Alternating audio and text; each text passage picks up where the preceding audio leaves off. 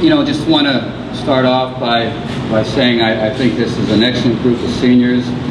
As I look back on what they've accomplished during their time here, 4 straight bowls, but they have another thing that they want to get accomplished, a couple other things they want to get accomplished. So really they're talking about being relentless and having no regrets. That's basically the motto that they're going with this year. And I think that's great. They have done an awful lot, but there are a few things that they feel they need to get accomplished, and then at the end of that time they'll feel pretty good about their career and what they've gotten done. It's been a great team to work with so far. They've been outstanding in winter conditioning. We've had an excellent summer program with Sonny and his staff running it, and all signs are pointing straight ahead in terms of what they've been all about as far as work ethic, being close as a team. I think we have an opportunity to be an explosive football team on the offensive side of it. We do have playmakers. We're rebuilding the offensive line a little bit, but our starting tackles are back. We're going to have good depth at tackles. Our inside people, for the most part, have all played some football, and I believe we'll have some depth behind them. So, not going through a rash of injuries.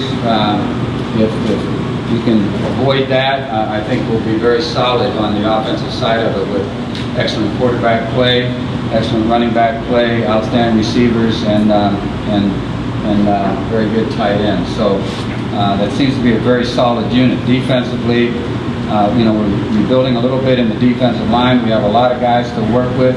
I think they're going to end up being a good group. The only problem is they got to end up being a good group right away, because taking on Louisville will be no small task. And what you're able to get done up front against a top 10 team is vitally important in how that game's going to turn out. If you get manhandled up front, then obviously you're not going to be in the ball game. And so some of those guys are going to have to grow up pretty quickly on the defensive front.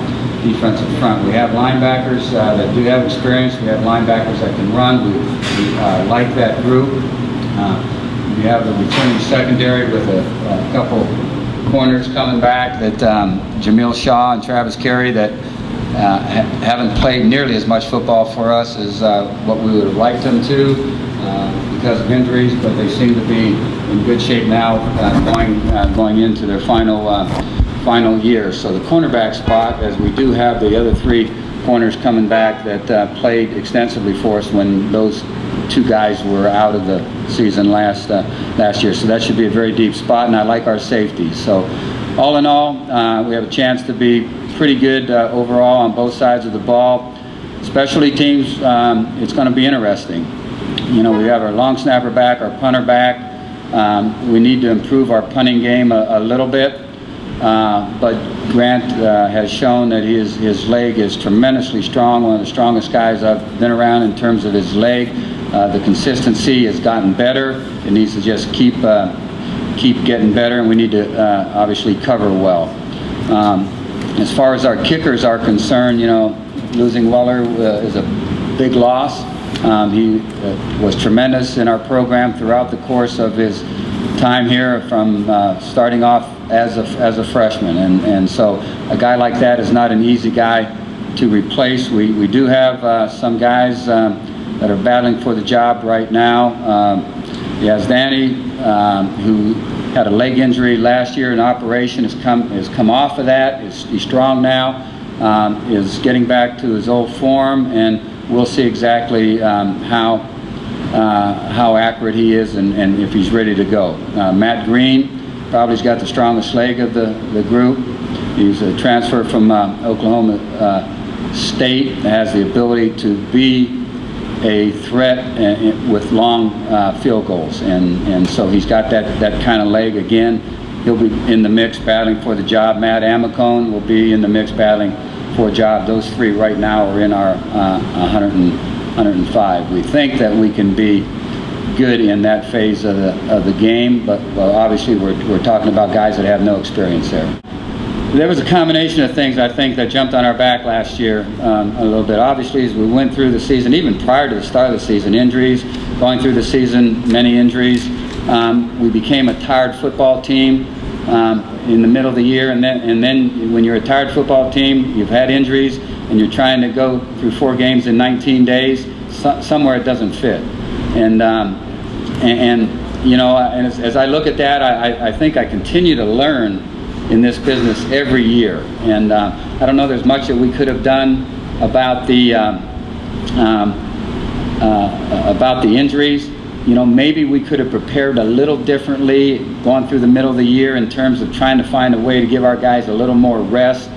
I do know that at the end of the year, you know, we were beat down, we were tired, and then for the bowl game, we were able to regain some energy, and we practiced shorter, and I think that all added up to us being energized for that game. And I don't care what football team you are, there's a big difference in your football team if they're ready to go, if they're energized, versus they're a tired football team. And so it's up to us to try to, as coaches, to try to help ensure that we keep our guys as fresh as possible. You know, I've known for quite some time that the MAC conference is somewhat unique in that you can go through it, and you know, there are no breathers. You have got to be ready to play every week, and you got to be on top of your game, or you're not going to win a MAC contest.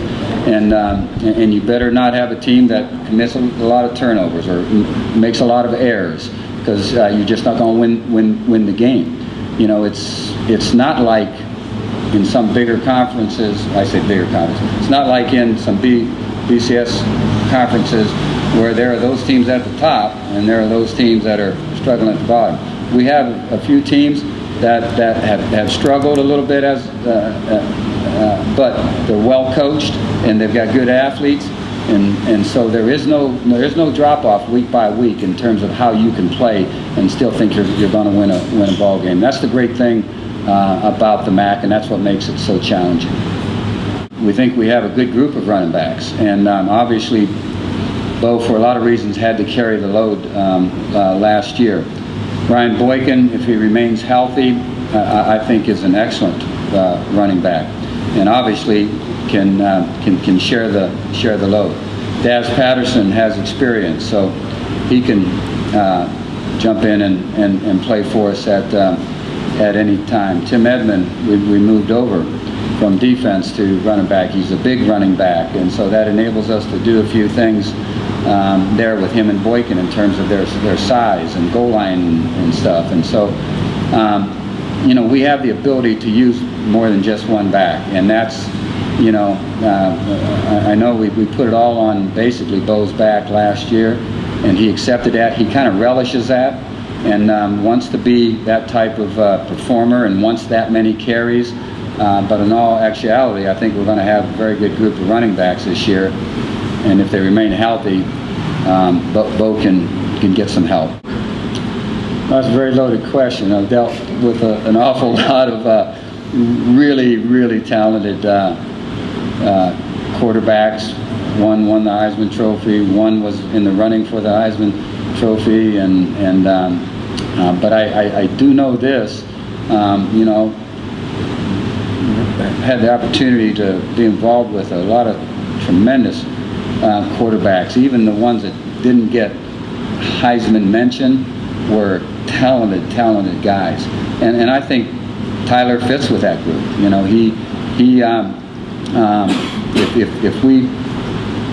if we play well around him, give him the ability to play like he can play, and if he plays like he can play, then he has a chance to be as good as anyone out there.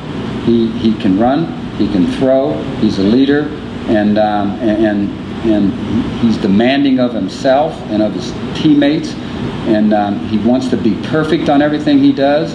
Obviously no one is in the game, but you kind of like guys that drive themselves to try to be that way, and he's very much that way. No one outworks him, and so he's got all the right things. We really liked him on film. We had reports of what he had accomplished in some camps, and we knew where we were headed in terms of what we were going to be all about offensively, and we just thought that he would really fit that bill. Now, did we know that he would start to rewrite the history books for Ohio University as far as the quarterback is concerned? I don't know that we knew that was going to fall in place quite like it did, but we knew that he had a chance to be an outstanding quarterback. Well, Anthony, a tight end transfer from North Carolina State, has been a big plus for us, and so that was huge, because Troy Hill obviously is a player that is a proven player for us.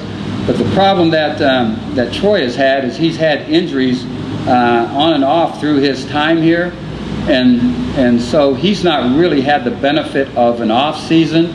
This past off season was Troy Hill's first off season of being able to really lift, get stronger, and work on things. He took full advantage of it, and you can see it.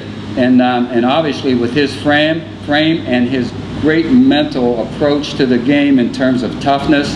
I mean, regardless of whether you have him blocking down on tackles or blocking on rush ends or splitting out and stock blocking on players that are in the skybox area, he's great at that. And then he's an excellent route runner and a very good receiver. And Anthony, I think, has a chance to. They're very similar. If you look at them, they look like bookends in terms of their size and their movement and what they're all about. So that gives us two guys that are big for us right now. Well, I certainly take a lot of pride in coaching at Ohio University. And I had no lack of confidence coming in that this program would be able to be built. And so you just go about it. We've been fortunate in that I was able to hire a great staff. We've been able to keep that staff pretty much together. We've not had to change coordinators, and usually we don't lose guys every year, and if we do, it's usually one guy or so. Fred Reed this past year went to Syracuse, and James Ward, who we brought in from Nevada, great experienced coach, great coach in a lot of different ways, and so we did not drop off, and so we're able to attract really top of the line quality coaches here to Ohio, and that has really been a key to us being able to start to build the program and then to get it at a level where we're maintaining it, but obviously we want to keep taking more steps.